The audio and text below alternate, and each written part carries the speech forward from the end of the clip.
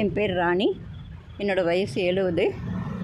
எனக்கு எங்கள் ஊர் நான் பிறந்தது வளர்ந்ததுலாம் போடிநாயக்கனூர் மதுரை டிஸ்ட்ரிக்டில். அங்கே நான் படிக்கும்போது 72 73 எங்கள் ஊரில் காலேஜ் வசதி கிடையாது, படிக்க முடியல.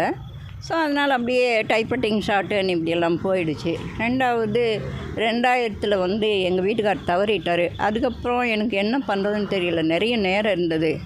சரி, அப்போ ஏதாவது படிக்கலாமேன்னு நினச்சி எங்கேனாலும் போய் கேட்கும்போது நான் அந்த காலத்து எஸ்எல்சி 72 73 நான் எஸ்எல்சி பாஸ் பண்ணியிருக்கேன். இன்றைக்கி என்னென்னா கவர்மெண்ட்டில் சிஸ்டம் மாற்றிட்டாங்க. +1 +2 எழுதினா தான் டிகிரி பண்ண முடியும்ட்டாங்க. சரி, அப்போ அது என்ன பண்ணலான்னு நானும் ஒரு இடமா போய் கேட்டு பார்க்கும்போது என்ன சொன்னாங்க, நீங்கள் +2 பாஸ் பண்ணினா தான் டிகிரி படிக்க முடியும்னு சொல்லிட்டாங்க. சரி, இவ்வளோ தானே, +1 +2 எழுதிடுறேன்னு எழுதினேன். பாஸ் பண்ணினேன், நல்ல மார்க் வந்தது. இப்போ எவ்வளோ மார்க் வாங்கியிருக்கீங்க? 346. படிக்கிறது உங்களுக்கு எப்படி சிரமமாக இருந்துச்சா இல்லை படிக்கிறது?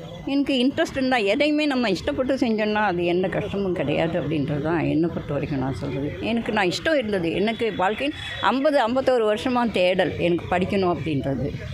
ஸோ அது எனக்கு இப்படி ஒரு சந்தர்ப்பம் கிடைக்கும் போது அதை சரியாக யூஸ் பண்ணிக்கலாமே அப்படின்றது உட்காந்து படித்தேன். உங்கள் ஃபேமிலியில் யார் சொல்லுங்கள்? பொண்ணு 1, பையன் 1, மருமக எல்லாம் இருக்காங்க. 3 பேரனுங்க. பிள்ளைங்க எல்லாருமே வெல் செட்டில்டு. பேரனுங்களும் நல்லா படிச்சுட்ருக்காங்க.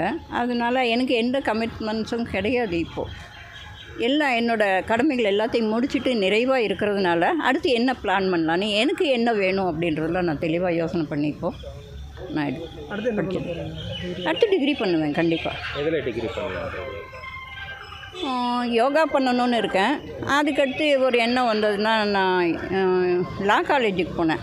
அங்கே மட்டும்தான் என் ஏஜ் எந்த ஒரு இதுவும் கிடையாது, எத்தனை வயசில் வேணாலும் லா பண்ணலாம் அப்படின்னாங்க. ஃபீஸும் ரொம்ப கம்மி, 1000 ரூபாய்க்கு உள்ளே தான் இருந்தது.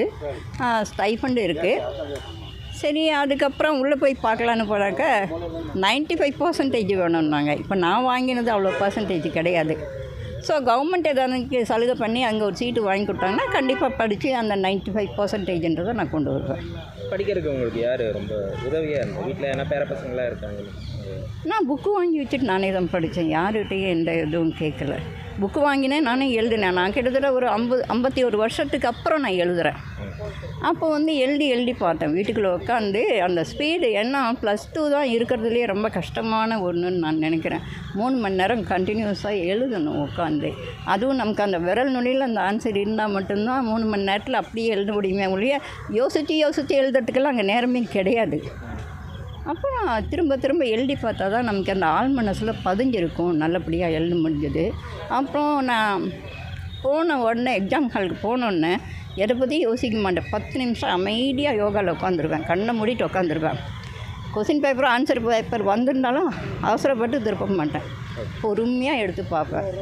எல்லாமே இப்போ கண்ணுக்கு நமக்கு ரொம்ப தெரிஞ்சதாக இருக்கிற மாதிரி இருக்கும். இப்போ இருக்கிற இளைய மாணவர்களுக்கு நீங்கள் என்ன சொல்ல வரீங்க? படிப்புக்கு படிப்புக்கும் வயசுக்கும் சம்மந்தம் இல்லை. யார் வேணால் நல்ல விதமாக படிக்கலாம். படிக்கணுன்ற இன்ட்ரெஸ்ட் மட்டும் உங்களுக்கு வேணும். இஷ்டப்பட்டு படிக்கணுன்றதான் என்னோடது எப்போவுமே சொல்லுவேன். எந்த ஒரு வேலையாக யார் பண்ணுறதா இருந்தாலும் இஷ்டப்பட்டு அவங்க செய்யணும்.